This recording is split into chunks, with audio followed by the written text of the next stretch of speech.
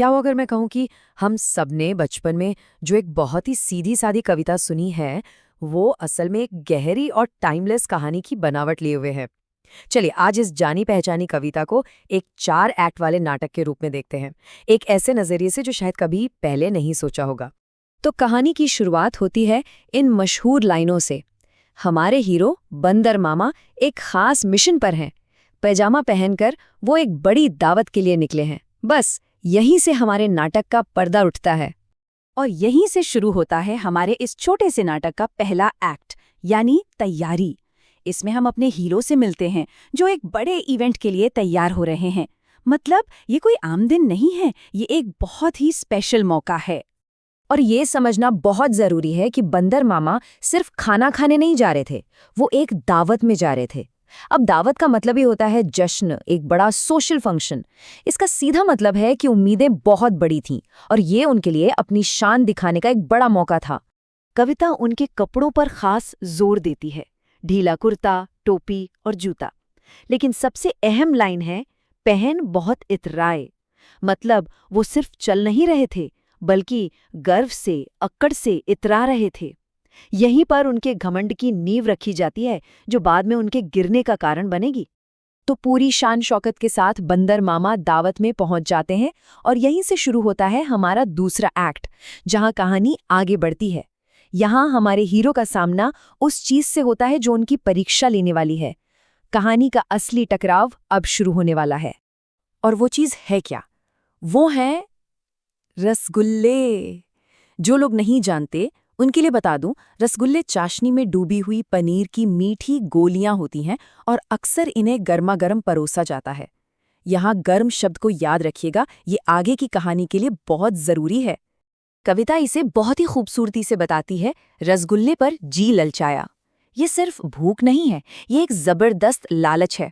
हम बंदर मामा के मन में इच्छा और सब्र के बीच की लड़ाई को महसूस कर सकते हैं। सवाल ये है कि क्या वो खुद को रोक पाएंगे? और अब आता है हमारे इस नाटक का सबसे अहम मोड़, एक्ट 3 क्लाइमैक्स।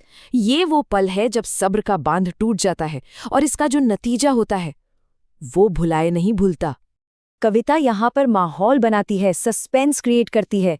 रसगुल्ला नरम नरम था, सुनने में कितना अच्छा लगता है, लेकिन साथ ही वो गरम गरम भी था। यही जो कंट्रास्ट है, यही आने वाली मुसीबत की जमीन तैयार करता है।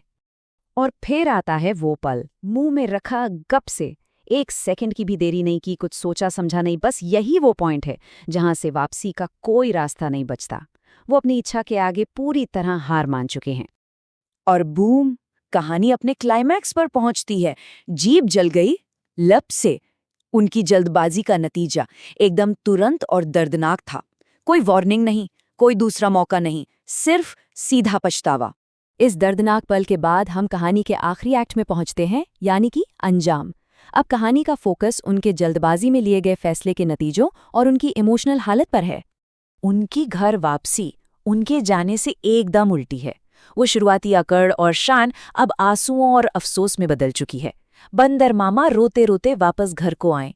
उनके लिए पार्टी तो बुरी तरह खत्म हो चुकी थी। और यहाँ देखिए कि उनका अफसोस उनके एक्शन में कैसे दिखता है। वो उन्हीं चीजों को फेंक देते हैं जिन्हें उन्होंने इतने गर्व से पहना था, पहले टोपी फिर जूता। ये एक तरह से उनके उस झूठे घमंड को उतार फेंकने जैसा है। आखिर में सिर्फ रोना और पछताना ही बचता है।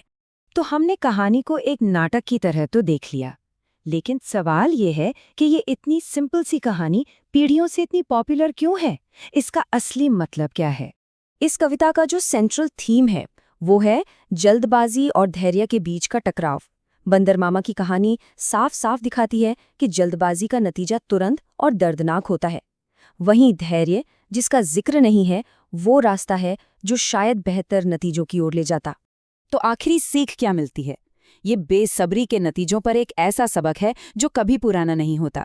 ये कहानी एक सीधी साधी लेकिन बहुत ही पावरफुल चेतावनी है कि जब हम बिना सोचे समझे अपनी इच्छाओं के पीछे भागते हैं तो क्या हो सकता है। और ये कहानी हमें एक गहरे सवाल के साथ छोड़ जाती है। बंदर मामा के तजुर्बे को देखते हुए क्या ये सच है कि बेसब्री का अंत हमेशा पछतावे में ही होता है? और ये सबक हमारी अपनी जिंदगी में कैसे लागू होता है? सोचने वाली बात है ना।